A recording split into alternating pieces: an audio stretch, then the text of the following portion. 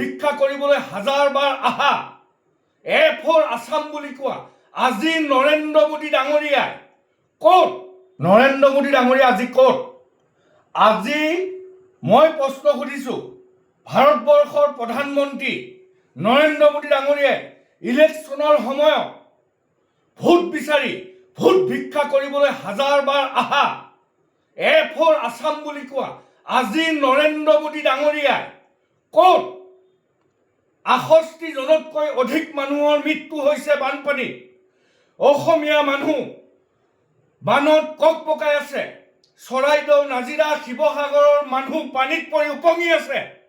ইলেকশ্যনৰ সময়ত এই ভণ্ড দালালবিলাকে ভোট বিচাৰি অসমলৈ ভোট ভিক্ষা কৰিবলৈ দিনটোত দুবাৰকৈ আহিব পাৰে, কিন্তু আজি অসমীয়া মানুহ মৰি উপঙি আছে, অসমীয়া মানুহ মৰি গেলি আছে।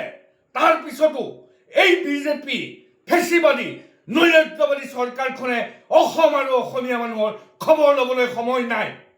আজি বিহাৰত, আজি গুজৰাটত, আজি বম্বেত যদি বানপানী হ'ল হয়, গোটেই ভাৰতবৰ্ষৰ কেন্দ্ৰীয় চৰকাৰখন উঠি গ'ল হয়। অসমীয়া মানুহৰ সম্পদ লাগে, অসমীয়া মানুহৰ তেল লাগে, অসমীয়া মানুহৰ কয়লা লাগে, অসমীয়া মানুহৰ চূণশিল লাগে, অসমীয়া মানুহৰ চাহপাত লাগে। আমাৰ সম্পদ লুণ্ঠন কৰিবৰ কাৰণেহে কেন্দ্ৰীয় চৰকাৰখন। আৰু আমাৰ যেতিয়া বিপদ হয়, আমাৰ যেতিয়া দুৰ্যোগ হৈছে, আজি কোনো ধৰণৰ স্পেচিয়েল পেকেজ ঘোষণা কৰা নাই, এজন কেন্দ্ৰীয় মন্ত্ৰী অহা নাই, আমাৰ দুখৰ সমভাগী হোৱা নাই। এয়াই হৈছে দিল্লীয়ে অসমীয়া জাতিৰ প্ৰতি কৰা শোষণ। এই বানপানী শেষ হওক, মানুহৰ দুৰ্যোগ অলপ কমক, তাৰপিছত প্ৰতিজন দুৰ্যোগ পীড়িত মানুহে দিল্লীয়ে অসমীয়া জাতিক শোষণ কৰাৰ উত্তৰ অসমীয়া জাতিৰ তেল, চাহ, কয়লা লুটি পুতি নি আছে।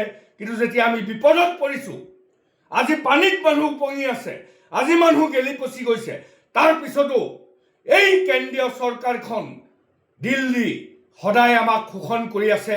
এই দিল্লীৰ শোষণৰ বিৰুদ্ধে অসমীয়া জাতিয়ে তীব্ৰ ৰূপত আৰু অধিক ৰূপত আন্দোলন কৰিব লাগিব।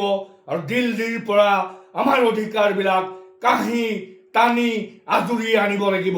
ইনকলাব জিন্দাবাদ। নৰেন্দ্ৰ মোদী ডাঙৰীয়া আজি ক'ত?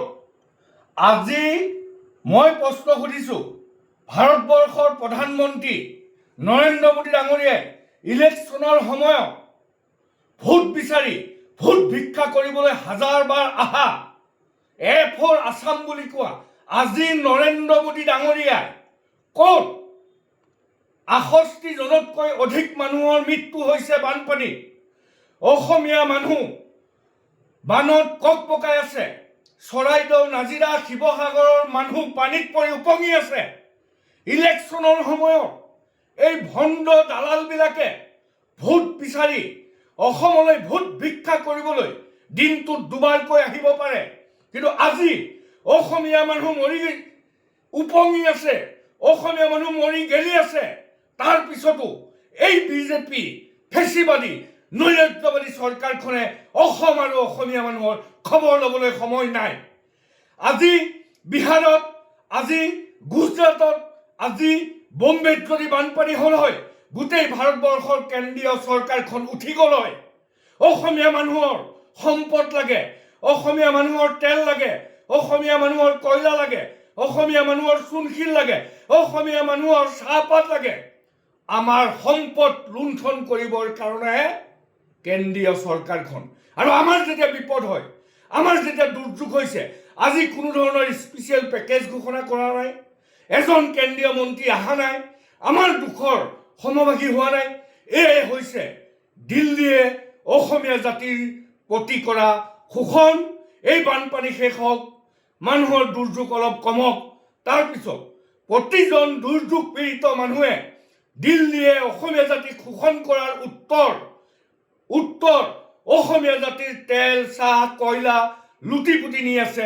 কিন্তু যেতিয়া আমি বিপদত পৰিছোঁ, আজি পানীত মানুহ উপঙি আছে, আজি মানুহ গেলি পচি গৈছে, তাৰপিছতো এই কেন্দ্ৰীয় চৰকাৰখন দিল্লী সদায় আমাক শোষণ কৰি আছে। এই দিল্লীৰ শোষণৰ বিৰুদ্ধে অসমীয়া জাতিয়ে তীব্ৰ ৰূপত আৰু অধিক ৰূপত আন্দোলন কৰিব লাগিব। আৰু দিল্লীৰ পৰা আমাৰ অধিকাৰবিলাক কাহি টানি আজুৰি আনিব লাগিব। ইনকলাব জিন্দাবাদ।